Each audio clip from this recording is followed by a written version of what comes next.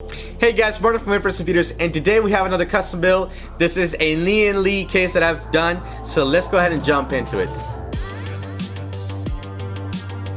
Alrighty guys, to start off with this video, we're going to talk about the Lian Li. This is a 205 mid-tower case. It's a white collar with a tempered glass right here. I don't have it on the side just because of the glare. You will not see properly what are the components inside of this, but we're going to have the i7-9700K. It has the H60 Liquid Cooler. It has the HyperX, 16 gigs of RAM, single kit, so you can probably bump it to 64 if you want to, so you get 3 more slots. It also has a Wi-Fi card from Gigabyte. It's a PCI Express, as you can see right here on top of the card. It has a 2060 super clock from EVGA, so it's not only super, but it's actually overclocked from the actual manufacturer.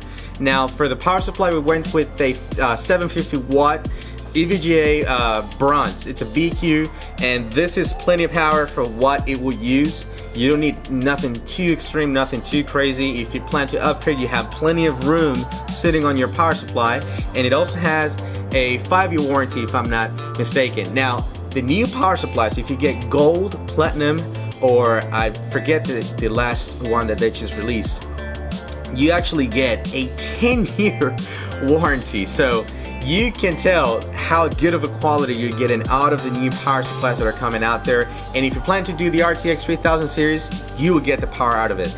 Now, talking about the solid state, it's a 500 gig solid state drive from Western Digital. It's a blue 2.5 inch. It's plenty of speed for what it is. And you also have a 1 terabyte that we put in there for storage. Stands for if you're planning to put games and videos, if you want to record and you need the extra space, then you get an extra bay for 1 terabyte sitting in there. Now, if you plan to put another one, you have a second bay for the 2.5 inch and a second bay as well for a 3.5 inch hard drive disk.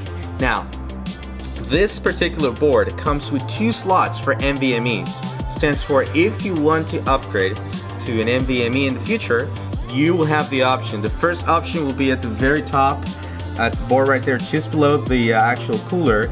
Now at the very bottom, here is an actual heatsink. Now this is what we recommend putting in your main drive, and what it will do, it has a thermal pad on it, which will cool the temperatures down out of the NVMe, and it'll prevent just from overheating, which is great if you're looking for longevity in the future. So that's pretty much it for the build.